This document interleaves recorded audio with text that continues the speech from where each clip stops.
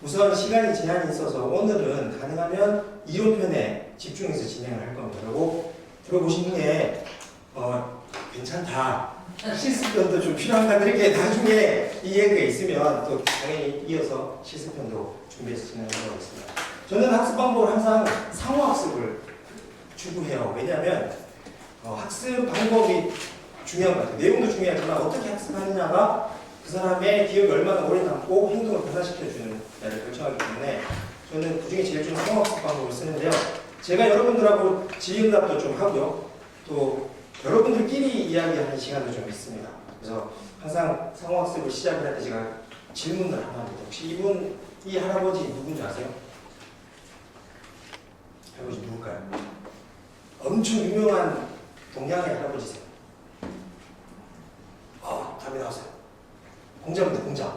가끔 제가 나가면 거기서 자신있게 당군 말해가지고 그분도 당하고 저도 당하고 그러는데 당군이 아니고요, 공자 할아버지입니다. 공자 할아버지가 학습에 대한 아주 중요한 말씀을 주셨어요. 들은 것은 잊어버리고요, 본 것은 기억되는데 땡땡땡이 있는데 여기 땡땡땡이 들어가면 뭘까요? 네. 참고로 저와 오늘 이게 수업하실 때는 주고받기를 했고요. 질문은 그렇게 심각하지 않습니다. 막 이야기하셔도 틀려도 아무 지장이 없어요. 뭐가 중요할까요? 해본 거. 좋습니다. 직접 해본 것은 이해되는 거. 이게 진짜 중요해요. 공자님이 수천 년 전에 이런 말씀을 하셨는데 실제로 뇌과학적으로도 이게 밝혀졌어요. 지금 제가 오늘 이야기하는 거 강의로만 들으시잖아요. 내일 되면 몇 프로 기억날까요? 50%, 또 30%, 10%. 네, 제가 충격적인 결과를 말씀드릴게요. 왜 대학을 가느냐는 여기서 이제 뇌과학적으로 연구를 했어요. 어떤 학습 방법이 학습에 이룰수록 필요하게 됩니다. 100개를 들려줬을 때 다음날 몇 프로 기억나는지를 연구조사 해봤어요. 그랬더니 충격적이게도 강의를 듣는 거는 5%밖에 기억이 안 나요. 5%. 그냥 이 자리에서 그냥 듣기만 하잖아요. 내일 되면 5%밖에 기억 안 나요. 10% 기억나는 거는 읽기입니다. 솔직히 빨간 거는 크게 효과는 떨어진다고 볼 수 있어요. 의미 있는 거는 이제 푸른색이죠. 75%가 바로 공자 할아버지께서 말씀하신, 직접 해보시기는 그래도 100개를 들으면 75개, 10개 들으면 7개 정도는 기억이 나요. 그런데 대망의 90%가 기억이 남는 게 있어요. 이게 최고의 학습 방법이죠. 뭘까요? 네. 가르치기. 좋네요. 정답입니다. 서로 설명하고 가르쳐 봤을 때 내가 이해하는 것을 내 생각으로 정리해서 가르쳐 봤을 때 90% 이상의 기억이 납니다. 그래서 유대인들은 하브루트 학습법이라고 해서 유대인들은 서로 계속 얘기하면서 서로의 생각을 설명하는 시간이 진짜 많아요. 제가 그 킹시드 세미나를 들어보니 상당히 많은 학습 방법이 서로 설명하는 식으로 자기 생각을 정리하고 토론 학습이 많은 것 같아요. 그래서 오늘 저도 서로 설명하기 학습 방법으로 오늘 2시간 진행하려고요. 그래서 되게 짝꿍이 필요합니다. 그래서 얼른 혼자 앉으신 분은 2명씩 짝꿍을 하고 악수를 하셔야 돼요. 2명 짝을 지어주셔야 돼요. 앞뒤도 괜찮습니다. 친하지 않아도 괜찮습니다. 이 시간에 친해지면 됩니다. 네, 악수를 하시고, 네, 잘 부탁한다 이렇게 악수를 좀 해주시고요. 네, 이제 악수를 하셨으니까요. 이제 악수하셨으면 자, 가위바위보를 해주세요. 자, 악수하셨으니까 가위바위보, 가위바위보. 네. 자, 이기신 분 손 들어주세요. 감사합니다. 네, 이기신 분 요번 2시간 동안 형님입니다. 형님의 특권은 우선 쉬는 시간 되시면 9분들은 형님께 물 한잔씩 부어주시고요. 중요한 거는 이따가 제가 몇 가지 질문을 드릴 거예요. 그러면 형님이 먼저 아우에게 질문을 하시면 돼요. 아우는 어떻게 생각하세요? 이렇게 물어서 질문을 하고요. 물론 형님 아우가 대답을 하고 이어서 아우도 질문하세요. 어차피 질문을 주고 보는데 누가 먼저 하느냐를 결정한 겁니다. 그래서 형님이 질문을 먼저 하시면 돼요. 자, 그러면 본격적으로 오늘 주제인 인생관리 시스템을 해보는데요. 우선 현재 나의 수준을 좀 진단할 필요가 있습니다. 교재를 다 받으셨을 텐데요. 첫 장에 넘기시면 양면으로 되어 있기 때문에 네, 첫 장 뒷면에 보시면 이런 게 있습니다. 한 20가지 정도의 질문이 있는데요. 자, 이걸 읽으시면서 제가 시간은 많이 안 드릴 겁니다. 한 2분에서 3분만 드릴 테니까요. 그 시간 동안 읽어보시고 나한테 해당하는 거, 아 이거는 내 얘기랑 비슷하다 싶으면 그냥 체크하시면 돼요. 뭐 막 깊이 있고 묵상하고 이럴 필요 없습니다. 그냥 읽어보시고 아 이거 나랑 좀 비슷한 것 같다 싶으면 바로 체크하시면 됩니다. 자, 그러면 시간은 제가 2분 정도 드릴 테니까 한번 체크해보세요. 이제 거의 다 하신 것 같아요. 자, 혹시 본인이 2개 이하만 체크했다 하시는 분 손 들지 마세요. 네, 손 들면 다른 사람들 시험 드니까 그냥 이렇게 가만히 계세요. 그분들은 사실 오늘 강의 안 드셔야 돼요. 하산하셔야 돼요. 충분히 지금 인생 관리를 잘하고 계십니다. 한 5개 정도, 5개 이하. 이유 손 들어주세요. 아, 감사합니다. 6개 이상 손 들어주세요. 6개 이상. 네, 감사합니다. 네, 감사합니다. 네, 네. 아마 오늘 수업이 상당히 여러분들에게 도움이 많이 될 거를 제가 확신을 합니다. 평균적으로 한 5, 6개고요. 한 7개 이상이신 분들은 오늘 강의가 큰 도움이 될 것 같아요. 왜냐하면 저는 어떨 것 같아요? 저는 개인적으로 전부 다 체크했어요. 전부 다 체크했어요. 그러니까 전형적으로 인생관리가 진짜 안 됐던 사람이었어요. 제가 이 진단지를 발견한 지 한 8년 전, 9년 전인 것 같은데요. 인생이 엄청 제가 힘든 시간을 거칠 때 제가 이 진단지를 보고 체크한 후에 충격을 받았고요. 그리고 또 충격적인 영상을 하나 제가 보게 됐습니다. 그래서 그걸 하나 보고 이야기를 좀 나눌게요. 농구의 하루인데요.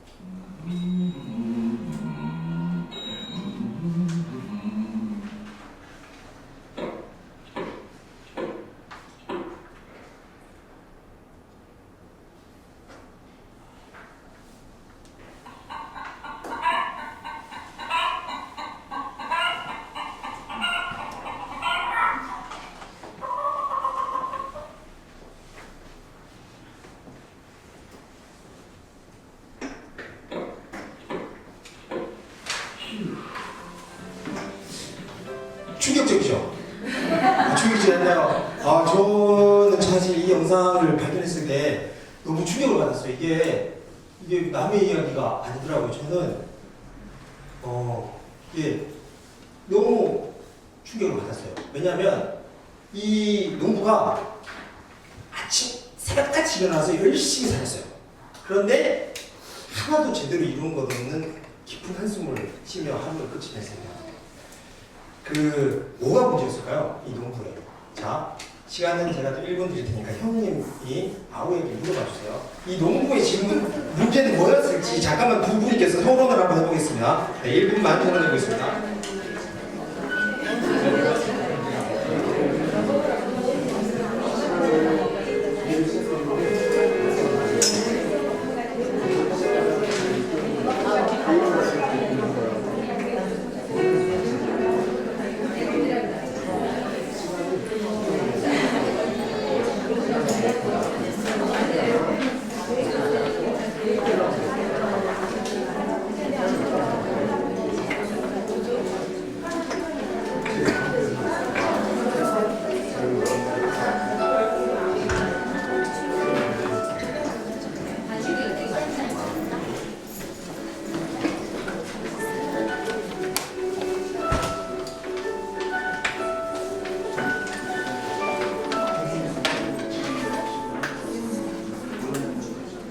네, 좋습니다. 이야기 좀 나눠보신 것 같은데요. 무엇이 문제였죠? 집중하세요. 많이 이야기 나눠보면 주로 공통적으로 나온 게 이겁니다. 우선 첫 번째로 계획적이지 못했어요. 근데 질문하니까 이런 분이 있으세요. 농부가 혼자 하는 일이 너무 많다. 그래서 사실 그렇게 생각할 수 있어요. 맞아요. 그런데 우리 여기서 한 가지 중요한 생각 하나 놓치지 말아야 되겠어요. 농부가 그 농부의 역할을 제대로 하기 위해서 다 해야 되는 일이라면 해야 돼요. 그건 바뀔 수 없는 환경입니다. 그러면 어떻게 일을 하느냐가 되게 중요해요. 근데 농부는 계획적이지 못했고요. 즉흥적입니다. 각자 보러 갔다가 나무하러 갔다가 처음에 뭐 하려고 했는데 혹시 기억나세요? 네, 트랙터에 기름 넣으려고 했는데 그거 일은 전혀 생각 못하고 이것저것 하다가 그리고 하나를 끝까지 못하는 총체 한마디로 얘기하면 잘못된 인생관리 시스템을 가지고 있는 거예요. 총체적인 나누기죠. 전형적인 저였습니다. 제가 사실 이런 데 나와서 이런 강의를 하게 될 줄은 꿈에도 몰랐어요. 왜냐면 저는 너무 좋았거든요. 제가 첫 직장은 한국농민협회라고 교육 컨설팅 기관이었습니다. 거기서 한 4년 정도 이제 4년차 되기 시작하니까 점점점 일이 바빠지기 시작해요. 그리고 그때 이제 와이프가 아기를 이제 낳아서 이제 제가 첫째 딸이고 둘째 딸이고 몇 년 전인데 원래 8살, 6살이 됐습니다. 그런데 일은 점점점 바빠지고요. 엄청 바빠져요. 그런데 가정은 돌볼 시간이 없는 거예요. 그래서 욕심은 많아서 회사에서 일도 잘하고 싶고 가정에서 좋은 아빠도 되고 싶고요. 그리고 또 공통적으로 교회 신앙생활은 저는 오늘 시간이 짧아서 제가 간증 얘기를 잘 못하지만 아주 신실한 불교 집안에서 아주 태어나가지고 저의 어머니는 아직도 새벽 불공을 계속 드리세요. 저희 외삼촌은 절 주지 스님 출신이라서 불교 TV에도 나왔고요. 그러다가 이제 군대에서 예수님을 이제 소개를 받았어요. 그래서 처음 성경 공부를 군대에서 했고요. 그리고 제대할 때쯤에 저 누나가 2명이 있는데 누나가 서울에 신촌에 있는 조그만 대처교회 하나교회라는 곳에 다니게 되는데 누나가 전도해서 저하고 같이 교회를 가자고해서 제가 이제 누나 따라 그 교회를 가면서 삶이 완전히 바뀌었어요. 그러다 보니 제가 기존에 있었던 나름 개인의 꿈은 있었어요. 제 아버지가 사업을 크게 하시다가 부도가 나셔가지고 이 돈이 많아야 된다는 그 목표, 되게 서러운 게 있어가지고 어떻게 하면 성공할 수 있을까를 아주 성공지향적으로 살았거든요. 그래서 막 집중해서 살다가 이제 하나님을 만나고 나니까 너무 이제 새로운 가치가 생기고 그러다가 이제 교육에 대한 비전도 생기고 꿈도 생겼어요. 그래서 나름 대학생 때는 엄청 사업도 많이 하고 저는 서강대를 나왔었는데요. 학교 전체 기독교 연합 회장도 하고 전도도 많이 하고 어쨌든 열심히 이 학생으로서의 그 신앙생활을 했어요. 그래서 저는 개인적으로 직장을 구할 때 지금 생각해보면 참 얍삽했던 것 같아요. 어떤 거냐면 직장을 구할 때 청년 대학생 때 직장을 구하니까 교회에서 많은 여러 가지 사업을 하고 있으니까 저는 개인적으로 회사는 가능하면 빨리 마치고 일은 좀 적고 이래가지고 교회에서 좀 여러 가지 영혼 사역을 할 수 있는 그런 데를 엄청 신실하게 기도했어요. 그리고 취업을 준비를 했는데 다 떨어지더라고요. 다 떨어지고 한 군데 붙었어요. 한 군데 문제를 저기 딱 붙어가지고 저기 하나님 뜻이라고 생각하고 그냥 거기를 갔어요. 갔는데 웬걸요? 무지하게 바빠요. 출장은 엄청 많고요. 그러니까 완전히 제 삶이 엉망진창이 돼버린 거예요.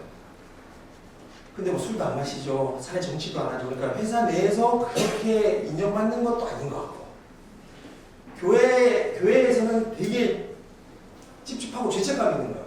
나름 그렇게 사업하고 셀 리더도 한번 하다가 이제는 직장에서 바빠서 잘 영혼도 못 챙기고 가정에 아이들과 와이프도 못 챙기고 총체적으로 난국이 왔어요. 그래서 이거 안 되겠다. 이제 이렇게 살아서 내 인생 엉망되겠다.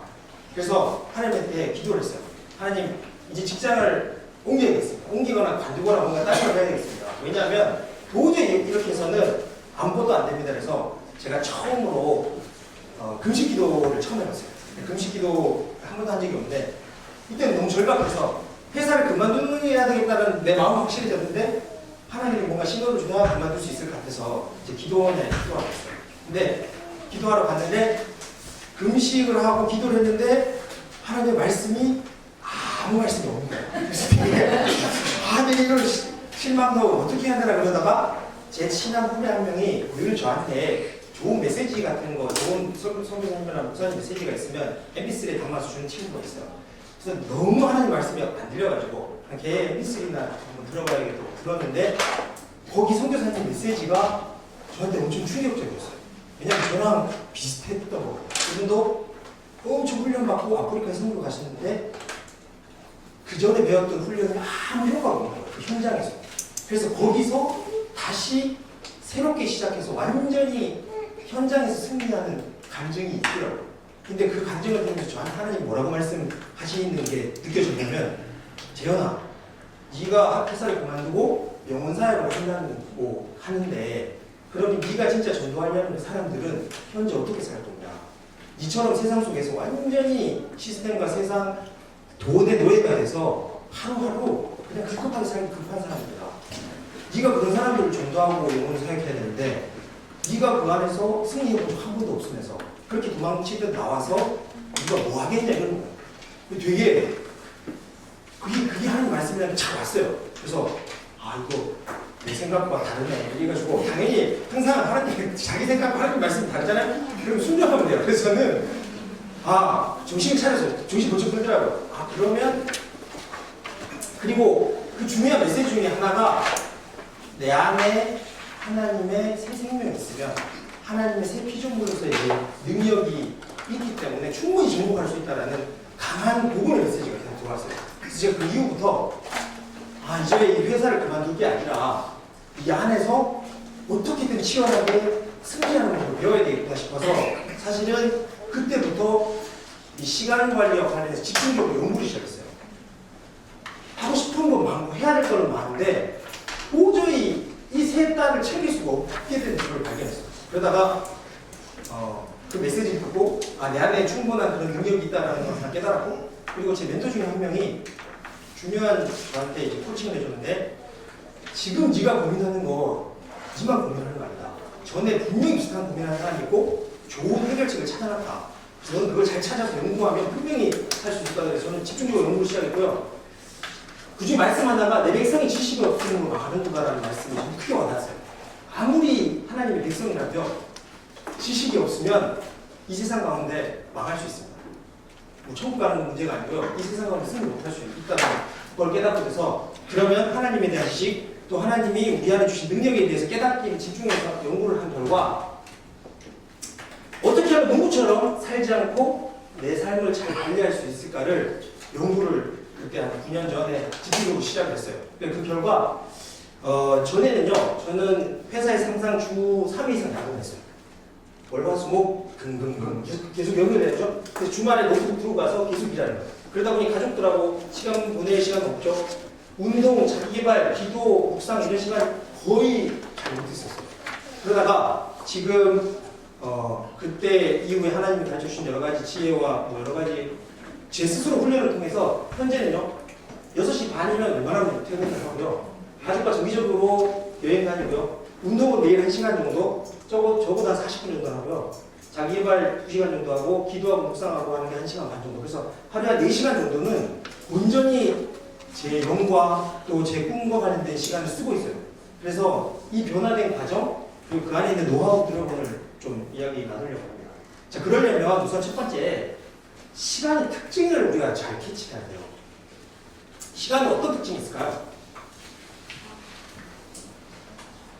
네, 어려운 질문 아니죠. 제가 드리는 질문은 항상 누구나 맞출 수 있는 질문입니다. 시간 어떤 특징이죠? 네? 시작을 간다. 좋습니다. 또? 공평하다. 네? 공평하다. 누구에나 똑같이 주어져 있죠. 공평하다. 또? 돌아오지 않는다. 되돌릴 수 없죠. 또? 잡을 수 없다. 거의 다 나온 것 같아요. 제가 짜진 않았지만 보세요. 한영대고요. 돈 주고 살 수도 없고 항상 흘러가고 있습니다. 한 번 지나가면 돌아오지 않습니다. 거의 똑같은 얘기하는 것 같아요. 누구에게나 24시간 공평하게 주어져 있습니다. 이건 시간의 특징이에요. 제가 여러 번 강의해봤지만 모든 사람들이 시간의 특징을 다 알고 있어요. 자, 그러면 이런 시간의 특징을 잘 봤을 때 우리는 시간을 관리할 수 있을까요? 솔직하게 보세요. 시간 이런 특징이 있어요. 시간을 관리할 수 있어요? 시간을 통제할 수 있어요? 수가 없고 우리는 감사합니다. 우와, 정답입니다. 제가 첫 번째 시간 관리에 대해서 깨달은 첫 번째 개념이 이겁니다. 시간을 관리할 수 없어요. 저는 항상 시간이 부족하다고만 한탄했거든요. 왜 나는 이렇게 시간이 부족하지? 하고 싶은 거 많은데. 그런데 알고 보니까 시간은 관리할 대상이 아닙니다. 자연적 현상에 무조건 그냥 흘러가고 있습니다. 하나님이 창조하셨고요. 신인 하나님만이 컨트롤 가능한 겁니다. 하나님 시간으로부터 시간을 창조하셨기 때문에 시간은 독립적이죠. 그래서 우리의 시작과 끝을 다 보고 계십니다. 그래서 하나님만이 우리에게 바른 길을 인도해 주세요. 그래서 그 하나님의 음성을 듣고 가는 게 가장 효율적으로 사는 겁니다. 우리가 시간을 관리할 수는 없어요. 그러면 그 대신 우리가 관리할 수 있는 건 뭘까요? 아까 누가 정답을 얘기했는데 자신인데 더 구체적으로 얘기하자면 요겁니다. 관심입니다. 내가 어디에 관심을 쏟을 수 있는지를 나는 결정할 수 있어요. 그래서 내가 관심 쏟는 것에 나도 모르게 내 시간이 쓰여지고 있습니다. 여러분들이 정리정돈에 관심이 있잖아요. 그러면 어쨌든지 정리정돈을 하고 있어요. 자기도 모르는 사이에. 지금 여러분들 가방이나 지갑을 열어보면 여러분들이 정리정돈에 관심이 있는지 없는지 알 수 있어요. 체크하지는 않겠습니다. 이게 어떤 거냐면 내가 관심을 두잖아요. 그러면 내가 관심 둔 영역에 있는 변화가 생깁니다. 정리정돈에 관심이 있으면 나도 모르게 정리정돈에 시간을 써서 거기에 변화가 생기죠. 내가 자동차에 관심 있잖아요. 그러면 자동차로 뭐 서칭도 하고 친구들하고 이야기도 들어보고 실제 시승도 해보고 그래서 결국은 자기한테 맞는 차를 사게 되죠. 결과적으로 관심을 잘 관리하잖아요. 그러면 나를 관리하게 되고 내 시간은 저절로 거기에 맞춰서 배분되게 됩니다. 그래서 시간 관리라는 관리 이름을 안 쓰고요. 저는 이거를 인생 관리라는 개념을 씁니다. 그래서 제목에서 시간 관리라고 안 했고요. 인생 관리라고 했습니다. 훨씬 더 포괄적입니다. 사실 시간 관리라는 말은 자체에 어폐가 있어요. 관리할 수 없는 거죠. 그 시간을 알고 있는 내 인생, 내 관심, 나 자신을 관리하는 겁니다.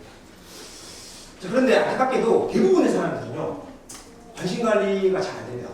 특히 아까 진단해 보신 거 있잖아요. 그 체크리스트는 바로 내가 얼마나 관심을 잘 관리하고 있는지 체크해 본 겁니다. 체크하면 한 게 많을수록 관리가 안 되고 있다는 이야기예요. 네, 근데 대부분의 사람들은 다 그렇습니다. 네. 대부분의 사람들은 일단 계획을 세우지 않고 즉흥적으로 일하는 사람들이 진짜 많아요. 농부 같은 사람.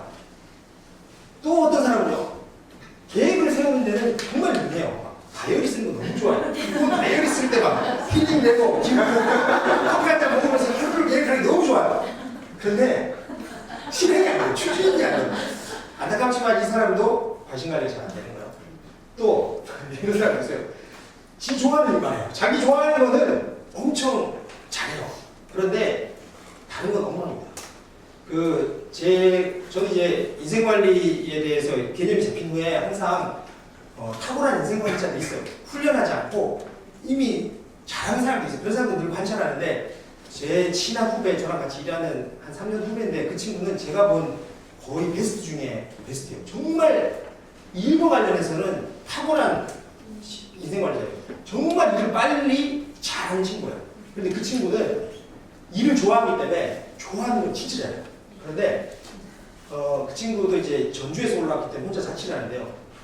생활이 관리가 안 돼요. 일단은 생활 요금 있잖아요. 전기세, 뭐 수도세 뭐 이런 거를 관심이 없어가지고 안 내요.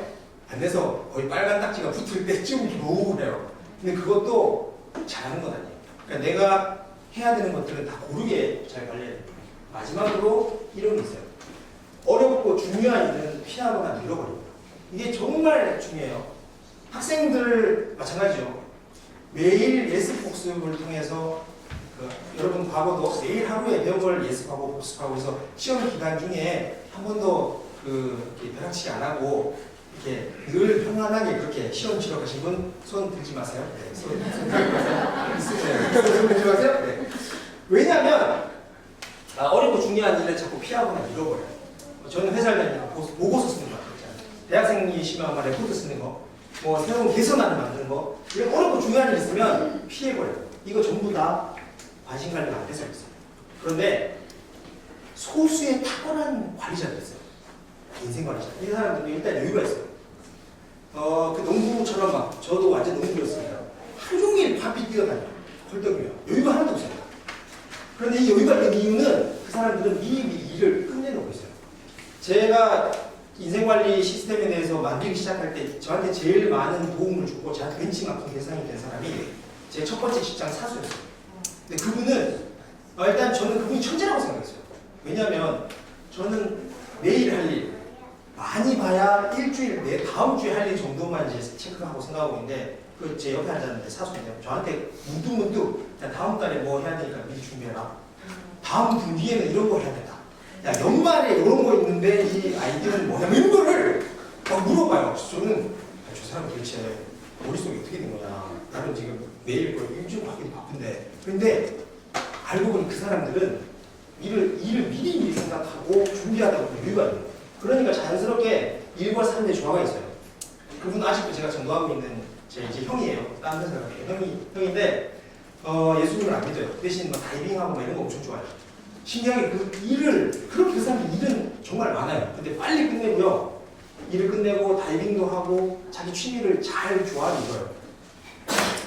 우리한테 있어서는 되게 중요한 거는 일과 신앙을 잘 좋아하시는 거예요. 신앙만 좋아서 또 안 맞고요. 일에 빠져서 아니에요. 일과 신앙이 같이 우리는 가야 됩니다. 이거는 동일한 선상이에요.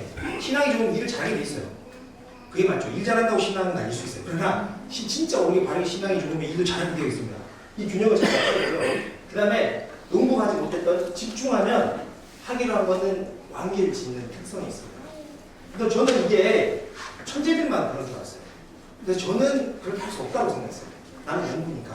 나는 하루하루 그냥 이 머리 좋으니까 천재니까 그렇게 한다고 생각했는데 이제 하나님이 여러 가지 책과 또 여러 가지 관찰과 강의를 통해서 저한테 알려준 거는 이런 사람들은요 탁월한 시간관리, 인생관리 잘하는 사람들은 좋은 시스템이 있어요. 그 사람이 천재라서 그런 게 아니고요 그 사람에게는 좋은 시스템이 있어요. 그래서 이 시스템에 제가 집중하기 시작했습니다.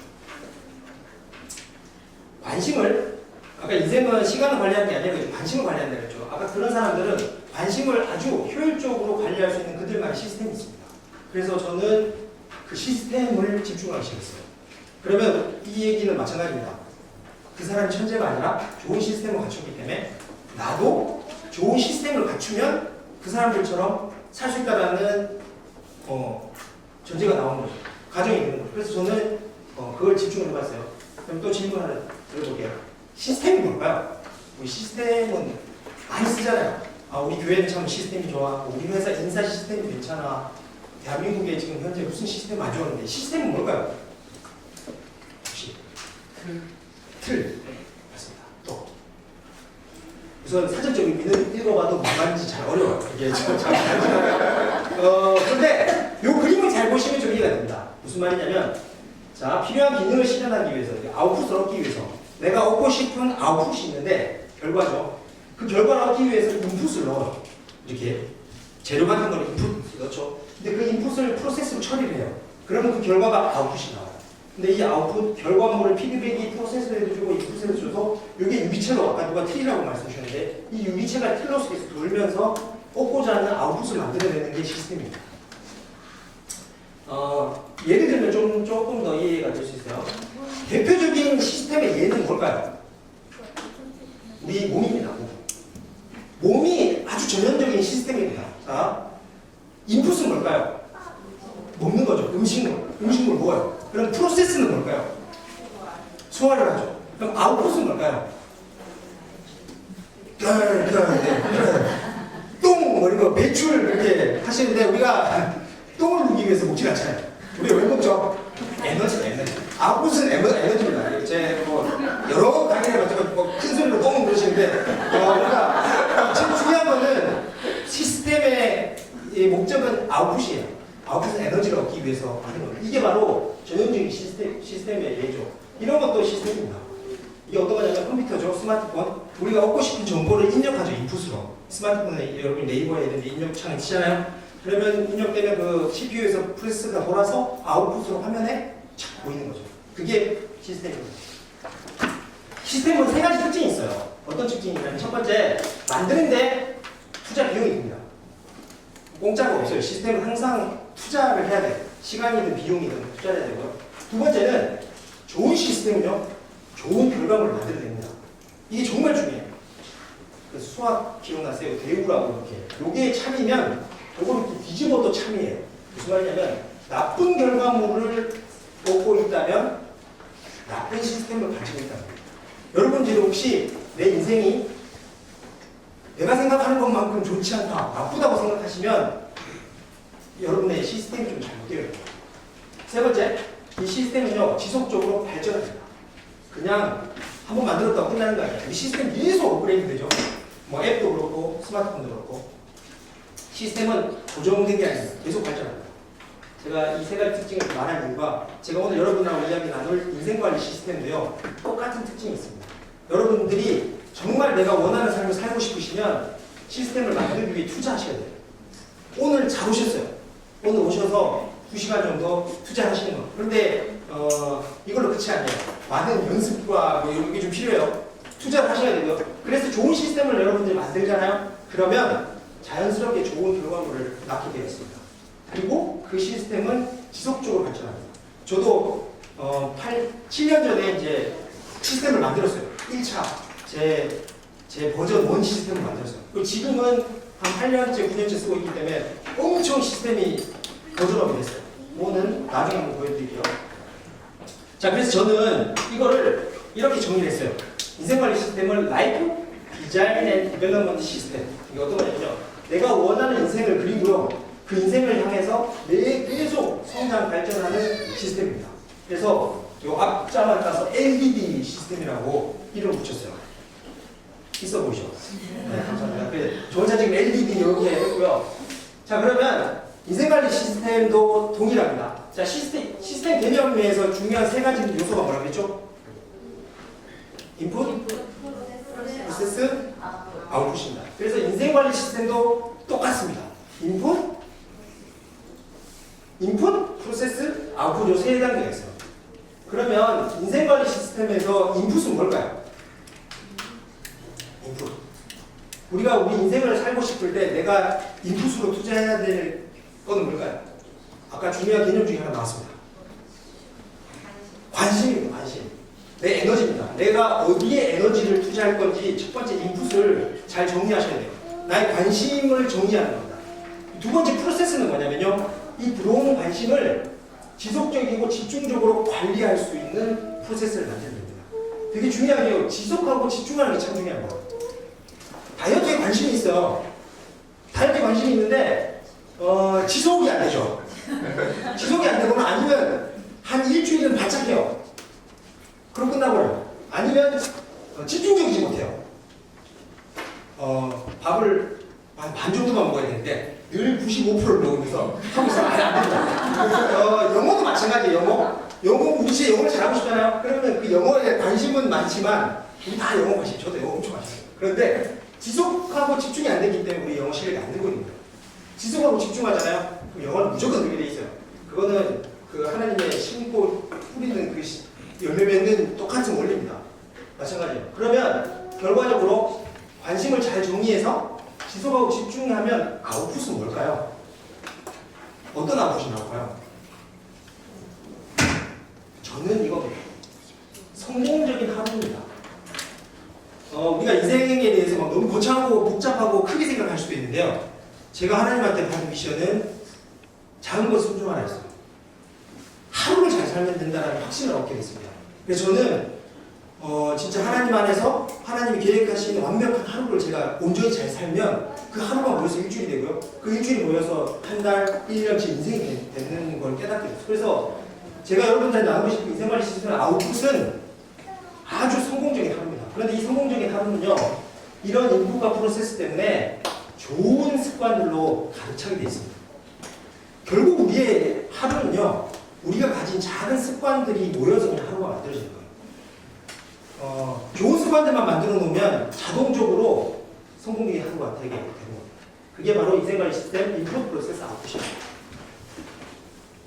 자, 그러면 이제 형님 동생 간 오늘 제가 배울 이야기 인생관리 시스템 3단계가 뭔지 형님이 먼저 아우에게 물어봐세요. 아우가 설명을 해주시고요. 아우가 또 이어서 형님에서 먼저 서로 주고받고 잠깐만 설명해서 3단계가 뭔지 잠깐 설명하고 보세요. 자, 이해하고 설명해 보셔야 내일 기억이 나세요. 자, 생활 시스템 3단계 뭐였죠? 힘든 거 그냥 한번 요거 인풋 프로세스 아웃풋. 자, 한번 이야기 나누세요. 시간은 제가 2분 드리겠습니다.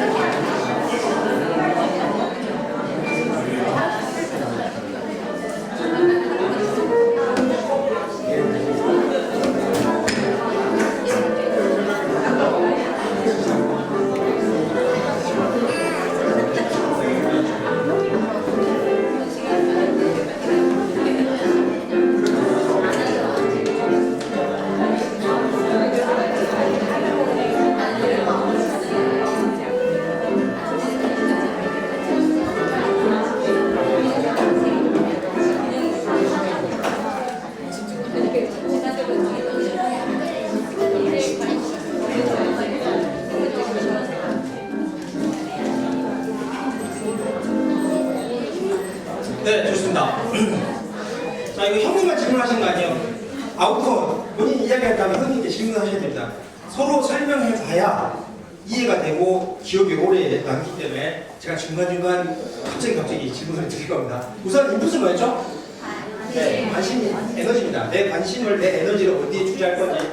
프로세스는 어떤 프로세스라고 했죠? 이 관심을 지속적으로, 집중적. 단어가 두 개가 중요합니다. 지속적이고 집중적으로 관심을 관리할 수 있는 프로세스고요. 세 번째, 아웃풋은 뭐죠? 그럼 결과는? 네, 문장을 그대로 얘기하시네요. 좋은 습관으로 가득 찬 성공적인 하루입니다. 성공적인 하루만 살면 돼요, 진짜. 그러니까 내가 생각했고 내가 원했던 하루를 뿌듯하게 살고 그 잠자리에 들면 그 기분이 정말 좋아요. 그리고 내일이 기대돼요. 아, 오늘 같은 하루를 또 내일 살겠구나. 그런 기쁨으로 가득 찬 하루를 살 수 있습니다. 저도 그렇게 살고 있어요. 저 농부처럼 살았어요. 한숨 깊은 한숨으로 집에 가고요.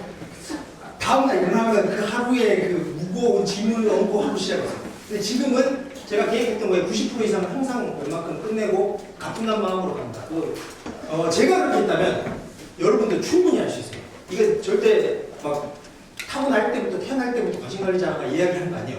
전형적인 농부였던 제가 이야기하는 거라 제가 되면 진짜 여러분 다 돼요. 자, 그럼 이제 1단계 관심관리부터 하겠습니다. 오늘 요 3단계를 할 겁니다. 한 단계. 우선 첫 번째 관심관리는요. 내가 살고 싶은 삶을 구체적으로 그리는 겁니다. 참고로 그 필기하면 훨씬 학습 효과가 좋습니다. 그런데 요 자료는 제가 목사님 통해서 다 공개해 드릴게요. 그러니까 너무 쓰는 거에 시간이 말고 그냥 근데 기억하기 위해 쓰는 거 좋아요. 그런데 내용을 따라오시는 게 더 중요합니다. 우선 관심관리는 내가 살고 싶은 삶을 구체적으로 그리는 거고요. 그렇게 살기 위해서 어디에 관심을 쓸지 결정하는 겁니다. 자, 그런데 어떻게 하느냐 참 중요하죠. 관심, 오케이, 알았어. 관심 관리해야 되는 거 알겠는데 그러면 어떻게 관리해야 되냐. 기존에 혹시 회사를 다녔거나 뭐 이렇게 학창시절, 초등학교 시절 때 제일 많이 썼던 제 투두리스트 일 목록 정리하는 그런 툴이 있어요. 혹시 시간 관리할 때 가장 많이 쓰는 툴 어떤 거 쓰시는 거 있으세요? 네, 프랭클린이 전 세계적으로 가장 히트했고 영향력을 준 그 시간 관리 프로그램이에요. 그 스티븐 코비 박사가 개발하셨어요. 어떻게 하면 우선순위를 가지고 가치 있는 것부터 할 것인가를 결정한 건데요. 이게 두 가지입니다. 축이 두 가지예요. 긴급하냐, 긴급하지 않냐. 중요하냐, 중요하지 않냐. 이걸로 축을 나누면 네 가지로 나눠지죠. A는 긴급하면서 중요한 거. B는 긴급하지도 않고 중요하지도 않은 거. 자, 그러면 이렇게 나눠보면 제일 먼저 뭐부터 해야 될까요? 당연히 A부터 해야겠죠. 그 다음에 하지 말거나 버리거나 해야 될 건 뭐죠? B입니다. 자, 그런데 이제 중요한 게 이거요. B와 C를 어떻게 할 거예요? 자, B는 긴급하진 않은데 중요해요. 근데 C는 중요하진 않지만 긴급해요. 자, 나는 B부터 하겠다. 나는 B부터 한다. 감사합니다. 나는 C부터 한다. 네, 감사합니다. 손 안 드신 분은 지금 고민하고 지금도 안 나오세요.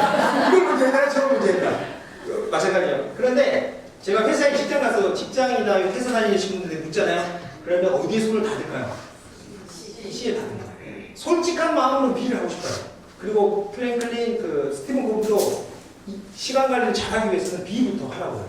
근데 우리의 인생은 만만치 않지 않습니다. 항상 하다 보면 이게 급한 게 보통이 아니에요. 근데 제가 이거를 가지고 대학생활 내내 제가 이거 그리고 첫 직장 들어가서 한 4년까지 사실 이걸로 제 시간 관리를 했어요. 그런데 제가 이걸 가만히 써다 보니까 어떤 단점이 생기냐면 우선 오늘 해야 할 목록을 쫙 써요. 그 다음에 이게 A인가 이게 B인가 이게 C인가 하면 거기서 일단 시간이 걸려요. 그걸 내가 평가하는데 이게 A인가 이거 B인가 거기서 막 시간이 걸려요. 그러다 보면 A가 진짜 많아요.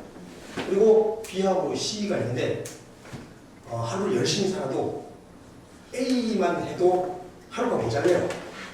그러다 보니까 잘 보세요. 긴급하지 않은 게 중요했어요. 근데 이게 계속 안 하고 있잖아요. 그럼 점점 어떻게 되냐면 이리 와요. 점점 긴급해져. 긴급 이게 A가 와 있어요. 그리고 중요하지 않았는데요. 진짜 시급해지잖아요. 그러면 이게 또 올라와요 이렇게. 나중에 진짜 긴급하면 그것도 중요하게 되는 거예요. 그래서 하루 종일 A만 하고 있어요. 중요하고 긴급하고 중요하고 긴급하고 농구하고 그래요. 하루 종일 다 중요하고 다 긴급한 거예요. 늘 쫓으면서 하는 거죠. 이게 오히려 B하고 C로 미는 순간 미루게 되더라고요. 이거는 내일 해야 이거는 다음에 해야지 하고 오히려 미루는 습관이 생기는 이상한 현상을 발견했어요. 그러다가 되게 괜찮은 좋은 방법을 하나 찾았어요. 그게 오늘 여러분들이 소개할 건데요. 바로 투두리스트입니다. 이거는 우선순위 필요 없어요. 할 거냐 말 거냐만 결정하면 됩니다.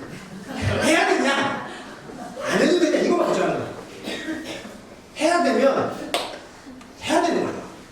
하고 싶은 거면 해야 되는 거예요. 나중에 하겠다 미루는 거 아닙니다. 이거 안 해도 되는 것보다는 과감하게 포기하고 적어야 돼요. 너무 많이 하겠다고 가지를 펼치는 것도 결코 좋은 거 아닙니다. 그래서 오늘 저하고 같이 만들 건 이거만 할 거예요. 투두리스트. 할 거냐 말 거냐. 그래서 제가 기쁜 소식 복음을 전해드리자고 한다면 인생관리 시스템을 잘 만들려면 그러면 해야 되는 거 다 해버리면 돼요. 하고 싶고 해야 되는 거 다 하는 하루를 살면 돼요. 그렇게 살 수 있어요. 저는 90% 그렇게 살고 있어요. 제가 오늘 해야 되고 하고 싶은 거 오늘 이 자리에 오는 것도 너무나 중요하게 하고 싶고 하는 건데 전에 같았으면 야근에 쫓아서 오기 쉽지 않습니다. 근데 할 수 있어요. 물론 이 방법도 긴급한 상황에서는 좋아요. 그런데 우리 인생은 늘 긴급하지 않아요. 우리는 항상 평상을 살고 있습니다. 일상을 사는 데 있어서는 저는 투두리스트가 정말 좋은 것 같아요. 투두리스트를 어떻게 정리하냐면 제일 좋은 방법은 마인드맵으로 생각을 정리해 봅니다. 제가 마인드맵을 직장 생활하면서 얻었어요. 알게 됐어요. 제가 학생 때 이걸 알았다면 공부를 훨씬 잘했을 것 같아요. 지금 혹시 여기 학생들이 좀 있는데 마인드맵을 통해서 학습을 해보면 정말 도움이 많이 됩니다. 이 마인드맵은요 우선 어떤 거냐면 생각을 펼치는 마음의 기둥입니다. 토니 부잔이라는 어떤 천재학자가 발명했다기보다는 발견하게 됐어요. 여러 논문과 여러 운영을 통해서 가장 효과적인 생각을 펼치고 또 그걸 기억할 수 있는 노트북을 개발했는데요. 정말 생각을 정리를 잘하게 도와줘요. 그래서 여러분들이 생각이 복잡고 머리가 복잡고 새로운 걸 생각해야 되고 새로운 기획을 해야 될 때는 항상 마인드맵을 펼치면 정말 좋습니다. 저는 과정 개발을 하거나 강의를 시나리오를 짜거나 교육 행사를 기획하거나 체육대회를 준비할 때 항상 마인드맵을 먼저 펼칩니다. 그러면 진짜 불술술술 정리가 돼요. 그런데 마인드맵 하면 핵심 요소가 있습니다. 첫 번째, 가운데 중심 이미지를 그려요. 내가 오늘 생각해야 될 중심 이미지를 보통 주먹 크기 정도로 그린 다음에 가지를 한 3개에서 5개 정도로 칩니다. 주가지라고 합니다. 이 이미지와 관련된 가장 주된 생각 5개 정도를 치고요. 그 위에다가 키워드를 씁니다. 키워드를 쓰고 그 다음에 이 두 가지에서 이어서 나오는 걸 부가지라고 합니다. 그리고 필요하면 이제 이미지 같은 것도 같이 그리는 거죠.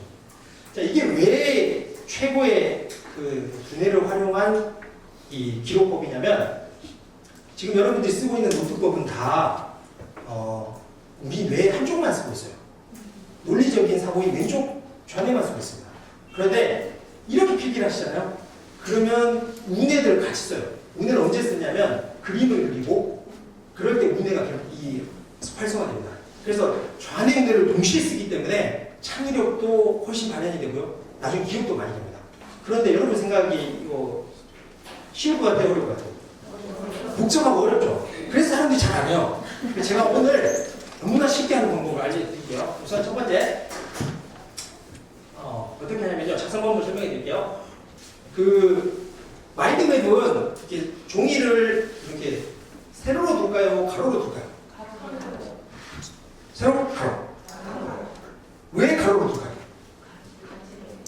가지가 펴지기 위해서 맞습니다. 방사형으로 생각이 펴지기 때문에 또 우리 눈이 이렇게 다녔을 거예요. 진짜 우리 눈이 이렇게 다녔으면 세로가 가요. 눈이 가로로 두께 다녔기 때문에 우리 뇌가 인식하기 가장 좋은 거는 가로입니다. 한 번에 사진 찍듯이 확 잡아치는 인식 방법은 가로입니다. 이 세상 가로, TV, PPT 뭐 그런 거 다 가로예요. 한눈에 쳐보면 물론 논리적으로 이렇게 책을 읽는 거는 세로지만 그래서 마인드맵을 그릴 때는 가로로 내 뇌가 가장 빨리 인식하고 잘 퍼들어 나가기 위해서 가로로 이렇게 종이를 가로로 두시면 되고요. 그 다음에 오른쪽 위에 날짜하고 이름을 쓰면 됩니다. 자, 뒤에 장 넘기세요. 그러면 마인드맵이 있습니다. 지금 가로로 프린트 되어 있습니다. 그러면 오른쪽 위에다가 날짜하고 이름을 써주세요. 오늘 날짜가 5월 18일입니다. 5월 18일. 네. 날짜하고 이름을 쓰고요. 자, 그런 다음에 가운데 중심 이미지를 작성합니다. 근데 제가 이미 그려놨어요. 중심 이미지 그려놨고 주 과지도 3개를 쳐놨습니다. 자, 그런데 이제 지금부터 잘 따라오셔야 돼요. 중요한 게 글자를 먼저 써요? 선을 먼저 꺼요? 선을 먼저 긋고요. 그 다음에 키워드를 쓰는 이게 핵심입니다. 자, 이게 무슨 말이냐면 아까 그 마인드맵의 가장 중요한 건 우뇌와 좌뇌를 동시에 쓰는 거라고 했어요. 글씨를 쓰는 건 뭘까요? 좌뇌입니다. 근데 그림을 그리는 게 우뇌인데 사실 마인드맵에서 그림 그리자면 너무 힘들어요.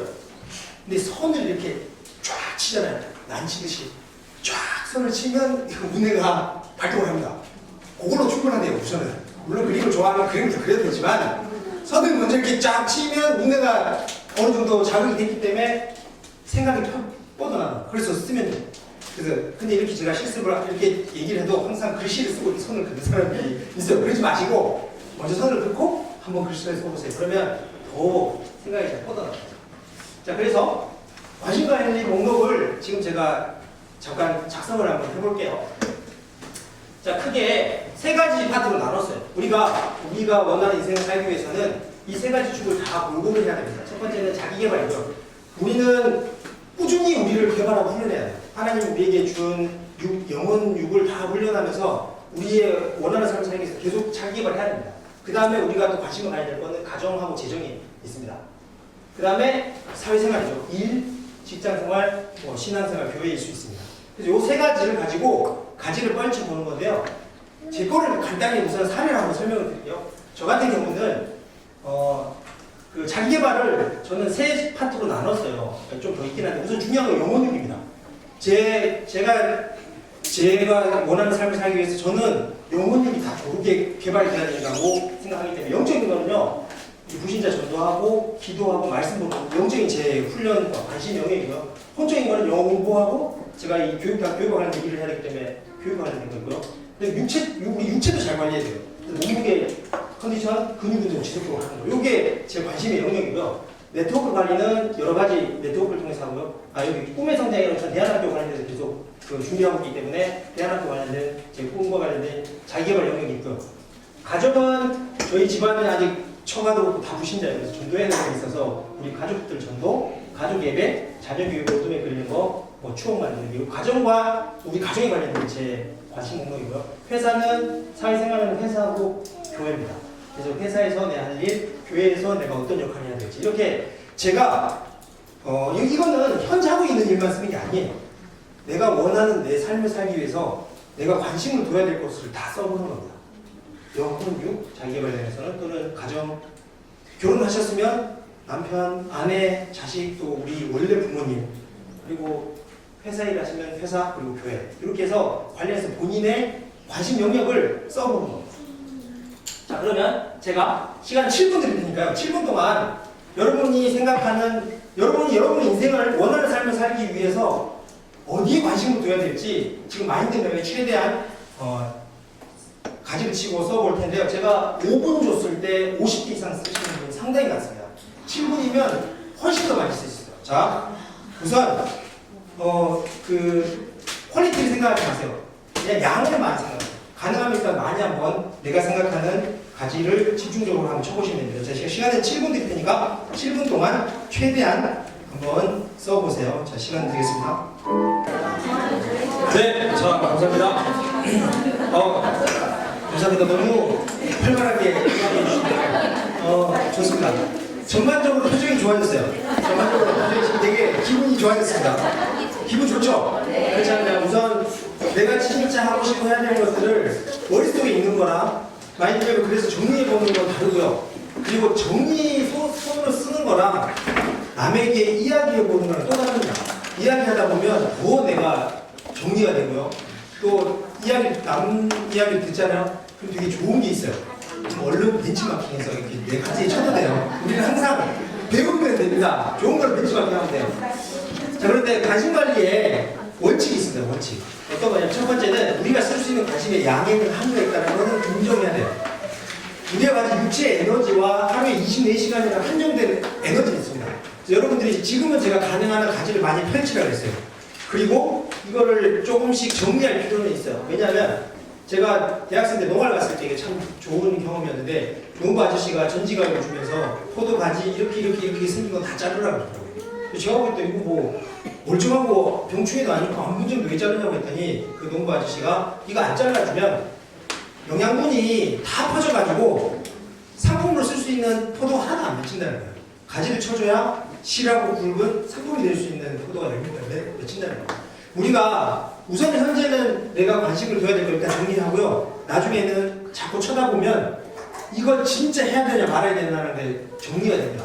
그러면 이거는 진짜 이 수많은 가지 중에 이건 아니다 싶으면 지우고 필요하면 또 더 칠 수도 있죠. 두 번째는 아까 얘기했습니다. 이 관심은 지속적으로 투입해야 그리고 집중적으로 투입해야만 열매를 얻습니다. 이 관심관리 원칙은 절대 잊으시면 안 됩니다. 첫 번째는 내가 쓸 수 있는 에너지의 한계가 있고요. 그 다음에 지속하고 집중해야만 열매를 맺을 수 있습니다.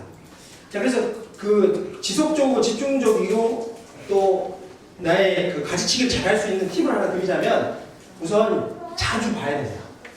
제가 추천드리고 싶은 건 우선은 오늘 쓰신 거 있잖아요. 마인드맵. 휴대폰으로 사진 좀 다 찍으세요. 지금 이따 쉬는 시간 되면 다 이것도 내일 다음 주 되면 잊어버릴 수 있거나 이럴 수 있기 때문에 휴대폰 사진을 찍어놓으면 제일 안전 없습니다. 그런데 혹시 이 그림 뭔지 아세요? 네, 변기에 뭐죠? 파리. 이거 왜 그런지 아세요? 우선 남자분들은 아실 테지만 남자들 공중 화장실에 가잖아요. 그러면 그 청소하시는 아주머니의 이 절규가 붙어 있어요. 남자가 흘리지 말아야 될 건 눈물 말아야 된다. 한 걸음만 더 앞으로. 당신의 인격입니다. 별별이 다 있어요. 창피한 얘기지. 왜냐하면 그 엄청 튀어요. 남자들 화장실이 엄청 지저분한데 그런 거 많이 붙어 있다고 행동에 변화가 생길까요? 변화 안 생깁니다. 그런 것에 붙여놔도 그냥 그런 거 없다고 지나가요. 그런데 한 심리학자가 이 인간 심리를 잘 봤더니 요 파리 한 마리를 붙여놨어요. 그랬더니 목표가 뚜렷해지는 겁니다. 목표가 뚜렷해지면 행동이 변화가 옵니다. 우리가 행동을 바꾸고 싶잖아요. 그러면 결심만으로 안 됩니다. 결심만 안 돼요. 눈에 보이고 아주 뚜렷한 가시적인 목표가 딱 있으면 그걸 자꾸 보다 보면 마음이 생기는 겁니다. 교회에 막 중요한 표들을 붙여놓는 이유가 그거를 보고 볼 때마다 마음에 이 에너지가 생기는 겁니다. 이 파리처럼. 그래서 지금 오늘 쓰신 거를요, 저는 매일 봅니다. 저는 제 관심 있는 목록 리스트를 제 인생관리 시스템에 언제 넣냐면 전철 타고 회사 가는 길에 보게 되어 있어요. 저는 그걸 매일 봅니다. 매일 보는데 어떻게 보냐면 요 시스템으로 봐요. 아까 누군가 마인드맵 시스템 쓰고 계시던데 제가 이것저것 다 써봤어요. 그런데 제일 추천할 만한 게 띵크와이즈라는 띵크와이즈. 그 지혜롭게 생각지 띵크와이즈인데요. 저는 이 회사에 너무 감사한 게 일단 스마트폰은 다 공짜예요. 지금 제가 쉬는 시간 될 때 이거 한번 깔아보세요. 이거 까시면 저 같은 경우는 제 관심관리 리스트를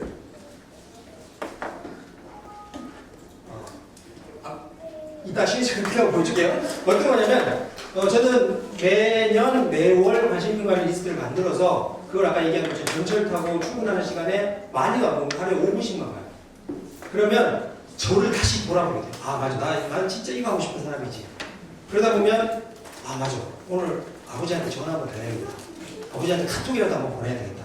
오늘 이번 달에 집중 제 관심 리스트는 아버지 전도하는 거에 대한 마음이 좀 많이 생기더라고요. 계속 아버지 전도가 계속 저한테 있어요, 가시에.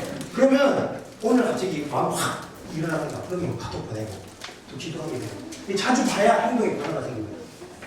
자, 그런데 기분 엄청 좋아졌는데 이거 여러분들 해야 될 일을 잘 하고 계세요? 자, 이거 되게 중요한 질문입니다. 여러분 진짜 하고 싶고 해야 되는 거를 다 쓰셨잖아요. 잘하고 계세요? 왜 잘 안 될까요? 해야 되는 것도 아는데 진짜 하고 싶은데 왜 안 될까요? 좀 물어보면 두 가지 답이 나옵니다. 바쁘고 게을러져. 나 이거 진짜 하고 싶은데 나 너무 바쁘다. 지금 다른 것 같아. 회사 일이 너무 바쁘다. 가사 일을 너무 바쁘다. 뭐 이것저것 다 너무 바빠서 할 수가 없다. 아니면 에너지가 나는 게을러가지고 도저히 이건 못하겠다. 이렇게 얘기하시는데 이거는 다 정리를 하잖아요. 그러면 딱 한 단어로 정리해야 됩니다. 바로 미루는 습관입니다. 결국은 해야 되는 것도 알고 하고 싶은 건데 안 하게 되는 이유는 미루는 습관 때문에 있습니다. 오늘 과정의 제목이 뭐였죠? 과정의 제목 미루는 습관을 버리는 인생관리 시스템입니다. 그래서 오늘은 사실 이거 하나만 확실히 잡아도 돼요. 미루는 습관이 이유가 뭐고 그걸 버릴 수 있는 방법만 찾으시면 우리의 인생은 새로운 이 시즌을 맞이할 수 있습니다. 자, 우리는 그럼 왜 미룰까요? 왜 미룰까요? 해야 되는 거 아는데. 거기 혹시 그런 거 쓰실 거야. 한 달에 책 한 권 읽기, 일기 쓰기, 규칙적인 운동하기, 뭐 수영하기, 뭐 말씀 30분 이상 읽기, 뭐 이처럼 기도하기, 1년에 한 명 불신자 전도하기, 막 이런 거 다 적혀 있을까요? 근데 우리는 왜 미룰까요? 근데 신기한 거는요, 정말 바쁘고 게을러도 안 미루는 사람이 있어요. 제가 우리 회사에 보면 진짜 그 차장님 진짜 야근도 많이 하시고 늘 바빠요. 그런데 야구를 진짜 좋아해요. 그럼 시간을 쪼개가지고 어떻게든 그 야구를 보고 아니면 게임 좋아하는 사람들 있잖아요. 그 짧은 시간에 그 전철 안에서 막 레벨업을 올리고 막 경험치를 쌓고 뭐 그래요. 아무리 바빠도 미루지 않는 게 있어요. 그런데 이 이유는 뭘까요? 좋아하는 거는 안 미뤄요. 근데 우리가 안 좋아하는 거는 좋아하고 싶지만 안 좋아지게 되는 이유가 뭐냐면요. 이것 때문에 해야 되는 건 아는데 그게 하기가 싫은 거예요. 부담스러운 거예요. 하루에 30분 이상 운동해야 되는 거 다 알잖아요. 우리가 100세 이상을 진짜 하나님 주신 육체를 가지고 우리에게 주어진 미션을 수행하기 위해서는 꾸준히 하루에 1시간 정도는 진짜 운동해야 돼요. 다 알잖아요. 혹시 여기서 운동하지 말아야 된다고 생각하시는 거 없잖아요. 그런데 왜 안 할까요? 저항 때문에. 이게 되게 중요합니다. 말씀을 늘 큐티를 보고 말씀을 바로 시작해야 되는 거 아는데 안 하는 거예요. 저항 때문에. 부담스러우면 저항이 오고 매일 예습 복습해야 되는 거 학생들. 나 매일 오늘 배운 거 복습해야 되는 거 안 하는 거예요. 저항 때문에. 근데 이 저항에 중요한 법칙이 있어요. 우선 첫 번째는 저항이 클수록 하기 부담스럽습니다. 저항이 크면 하기 부담스러워서 그거를 자꾸 미루게 되는 거예요. 그런데 안타깝게도 가치 있는 일일수록 저항이 큽니다. 이게 무슨 말이냐면 우리가 가치 있는 일들이 저항만 낮다면 우리는 그런 거 힘들지 않게 할 거예요. 그런데 대부분의 가치 있는 일들은 저항이 크고요. 가치 없는 거는 저항이 낮아요. 근데 저항이 큰 거랑 저항이 낮은 거 두 개가 부딪히면 우리는 뭐부터 할까요? 저항이 낮은 거 봐요. 우리는 시험 공부할 때 다 경험했어요. 시험 공부할 때 우리 시험 공부 전에 뭐 해요? 책상 정리 그렇게 해요. 책상 정리. 평상시에 안 하다가 왜냐하면 시험 공부보다는 책상 정리는 훨씬 저항이 낮거든요. 근데 이게 심해지잖아요. 그러면 저항 낮은 것만 해요. 하루 종일 사소한 것만 계속해요. 정작 가치 있고 중요한 건 자꾸 밀어요. 지금 저는 회사 일을 하니까 예전 같으면 전화 받고 뭐 아주 간단한 일만 낮에 계속해요. 보고서 쓰고 뭐 과정 개발하는 거는 자꾸 저녁으로 밀어요. 일단 나중에 혼자 있을 때 하죠. 하고 막 가치 낮은 것만 실컷해요. 그리고 저녁에 이제 겨우 시작하는 거예요. 그게 계속 미루는 거예요. 왜냐하면 저항이 작은 것부터 자꾸 하고 싶어 지금. 근데 시간이 지날수록 저항은 점점 커져요. 진짜 가치 있는 일을 내가 미루다 보면 저항이 너무 커지잖아요. 그럼 스트레스가 엄청 심해져서 그거 안 할 수가 없어요. 우리가 그래서 시험 바로 전날은 그렇게 열심히 공부를 해요. 저항이 이빨이 있기 때문에 너무 크기 때문에 이거 안 하면 회사 보고서도요. 계속 쓰는 걸 미루고 학교에 소스 쓰는 것도 미루고 청소하는 것도 미루고 그래서 뭐 나중에 손님이 집에 온다 그러면 그제서야 정리하고 그런 거 있잖아요. 우리 신장, 농장 뭐 우리 정리 안 된 거 많잖아요. 그런 것들이 다 시간이 점점 지나면 저항이 커져서 이거 이렇게 하잖아요. 그럼 최고로 스트레스 받았을 때예요. 그런데 기쁜 소식 복음이 있습니다. 저항은 언제 작아질까요? 저항은 실천하면 작아집니다. 실천하지 않으면 저항은 절대 작아지지 않아요. 그런데 정말 좋은 기쁜 소식은 실천하면 저항 작아져요. 자, 그래서 저항이 딱 생기잖아요. 뭔가 하려고 하는데 나한테 부담이 쫙 와요. 기도해야 된다는 부담, 전도해야 된다는 부담, 정리정돈해야 된다는 부담, 매일 책 30분 이상 읽어야 된다는 부담, 운동해야 된다는 부담. 그런 부담이 딱 올 때 미루거나 피하지 말고요. 아, 이거 진짜 가치 있는 일이구나. 해야 되는구나라고 취해야 될 신호를 여겨야 돼요. 그렇게 저항 관리 못 하잖아요. 그럼 우리는 하루 종일 사소한 것으로 가득 찹니다. 여러분들이 이 저항 관리 안 하잖아요. 그러면 여러분도 모르는 사이에 집에 들어가면 소파에 기대서 리모컨 누르는 거 있잖아요. 세상에서 저항 제일 없는 거 같아요. 이건 2시간, 3시간 막 할 수 있어요. 장난 아니에요. 스마트폰 게임 하는 거 있잖아요. 저항 진짜 낮아요. 근데 아무 가치 없어요. 진짜 미안하지만 아무 가치 없습니다. 영적인 거에 아무 의미가 없어요. 그렇기 때문에 저항을 관리해야 돼요. 저항 관리 못하면 우리 인생은 사소한 것으로 가득 찼다가 나중에 진짜 하나님 앞에 섰을 때 후회합니다.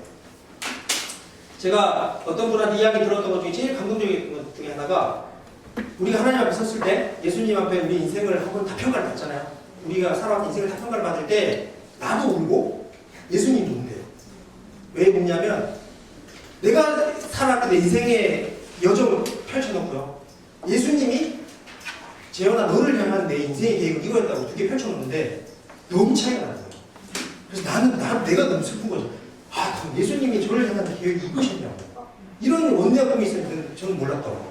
저 이렇게만 못 살고 엄청 울고요. 예수님은 안타까워서. 내가 그렇게 너보고 이렇게 할 수 있다고 살아라고 얘기를 했는데 네 맘대로 살다 괜찮아요. 이렇게 엄청. 그렇게 하지 않기 위해서는 우리는 저항 관리해야 됩니다. 그래서 하나님 앞에 정말 칭찬받는 거죠. 아, 하나님 저 이렇게 살았습니다. 예수님, 오, 진짜 내 계획 충분히 이뤘구나. 이런 거 받는 게 참 중요해요. 자, 그런데 그렇게 하려면 저항을 관리해야 돼요. 저항을 관리 못하잖아요. 그럼 우리 인생은 사소한 것으로 가득 찹니다. 그래서 집중적으로 관리하기 위한 저항을 관리한 힘을 길러야 돼요. 그게 두 번째 시간인데요. 집중력이 좀 떨어지는 관계로 5분만 쉴게요. 5분만 잠깐 쉬고 할 게 많으니까 5분만 쉬고 이어서 진행하겠습니다. 자, 5분만 잠깐 쉬겠습니다. 5분 동안 혹시 그 휴대폰이 있으신 분들은 띵크와이즈라는 거 한번 찾아서 설치해 보셔도 좋을 것 같습니다.